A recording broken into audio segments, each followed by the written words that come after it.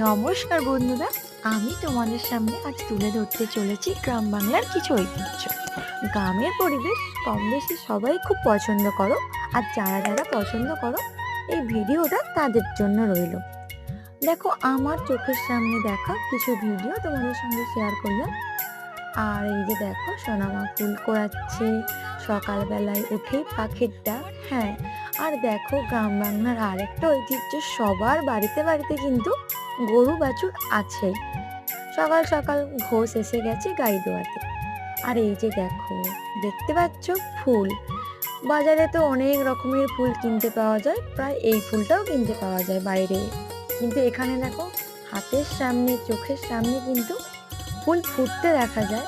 আর এই যে দেখো, এখান থেকে ঝাঁটা, মানে পাতা থেকে ঝাঁটা বের করানো হচ্ছে বাড়ি ঘর দুয়ার ঝাড় দেওয়ার জন্য, ঝাড়ু মারার জন্য। এইগুলো